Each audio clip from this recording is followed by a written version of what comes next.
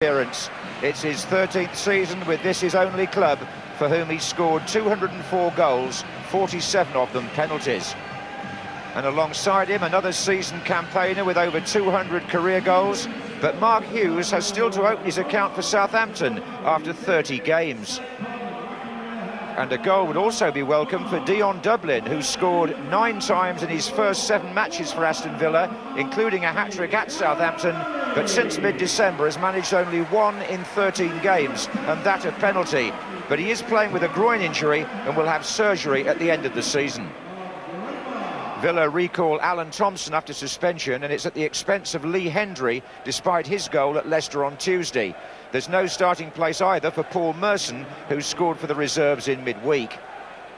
Southampton gave late fitness tests to Egil Oestenstad and David Hughes. Both came through, so there are 2 changes from the side beaten at Coventry, Oestenstad and Letitia replacing Beattie and Bridge. David Hurst, who has yet to play at senior level this season, is on the bench after an impressive reserve game on Wednesday.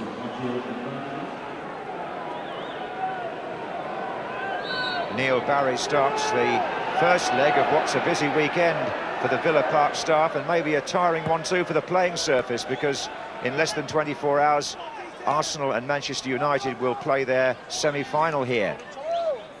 But as for today, who needs the win most?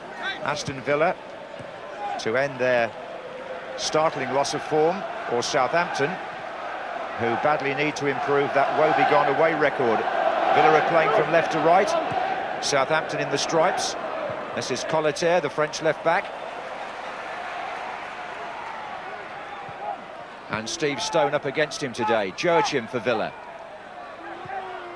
Now Watson inside to Draper. And across to Wright. Taylor coming in for the header. Chance for Southampton to take the lead, and denied by Bosnich. What an opportunity for Egil Oestenstad. And what a superb pass by Matt Letitia. That was choice on his 500th game. Oestenstad, well, he's put those away before comfortably, but Bosnich saves with his feet. One of his specialities really as a goalkeeper. And so rather than having a goal, Southampton only have a corner. Letitia to take. Ken Moncur is up. It's all gone somewhat the other way since. Wright, Taylor. Draper again. It's a good turn away from Marsden. And it's still Mark Draper! Oh, yes! That's a really good goal by a fella that doesn't score that many from midfield, but he's certainly capable of it. Turning here from his own, from the centre circle really. Marsden tried to get a challenge in, but he placed that shot perfectly away from Neil Mawson, in off the post.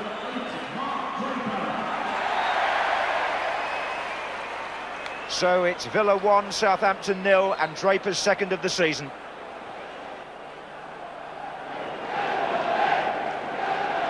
Perhaps Mark Hughes could have got on the end of this Letitia header. Watch him on the far post here. Maybe he was aiming for Hughes. Either way, the chance has gone for Southampton, as have several in this first half. It should Lundekvam again. If it is, he could be off. He's already been yellow-carded, Klaus Lundekvam. And what's the referee going to do here? He's maybe speak to his assistant. Now then, was it the arm of Lundekvam that brought down Taylor?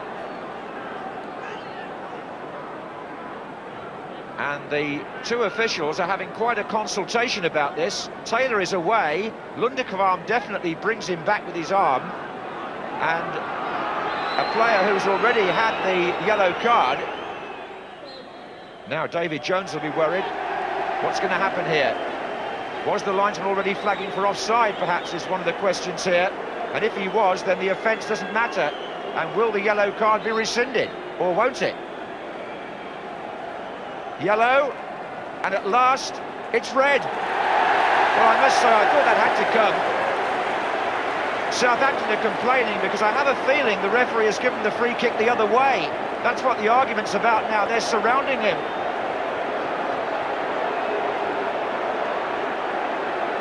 It was certainly Lundekvarm's second offence, there's no doubt about that, but there appears to be a feeling that the linesman was flagging on the far side for an earlier offence.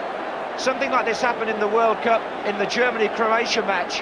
Lundekvarm is off, Southampton are down to 10 men, but David Jones is saying to David Morrell, if you were flagging before, then why didn't you let the referee know? Because the referee has given an indirect free kick to Southampton, which makes me think that it was an offside decision against Aston Villa, and if it was momentarily flag up before the offence by Lundekvarm. Was right out, did well to make the save, second time also. Well, that's an example really of how Southampton have had to reshuffle, because I think it's Jason Dodd that's gone into the back four alongside Moncao, and certainly Joachim was clear of all of them. Goalkeeper wide. Things could be a lot worse for Southampton than they already are. They could have gone 2 down since they lost the man. The wide open centre of the defence again, but Taylor pulls his shot across the goal. And there's the cross, Hendry! Oh, should have scored. Well, it took Stone a while to get that ball in, but Hendry really had a chance to convert the cross. Finally gets a whip ball in. Oh, that's come off the side of his head, rather. Still Hendry, and still.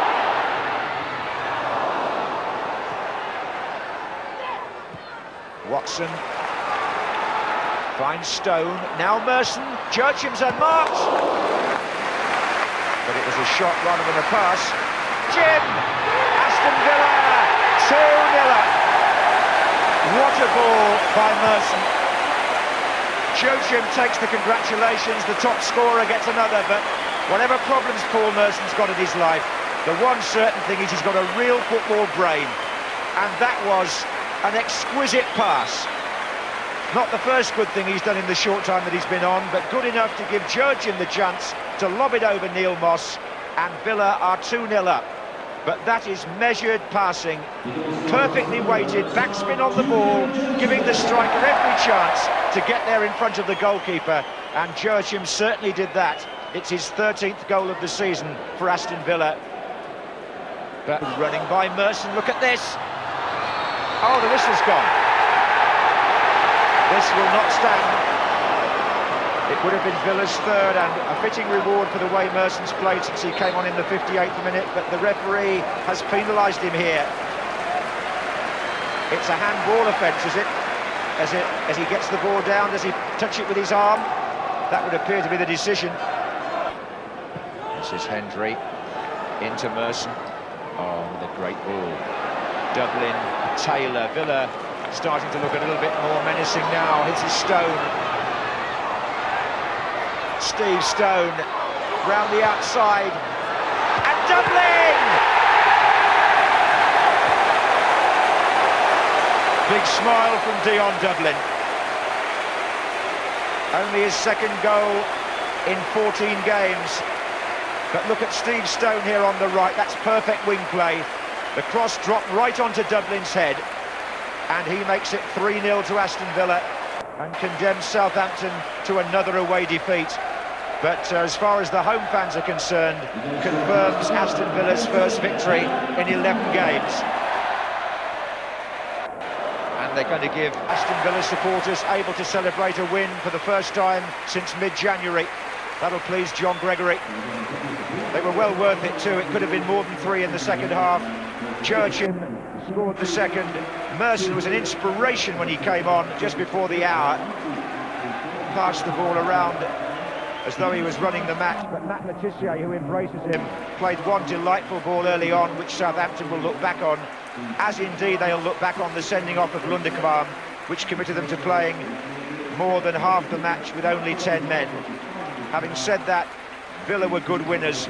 Southampton's woeful away form continues, as does their fight against relegation.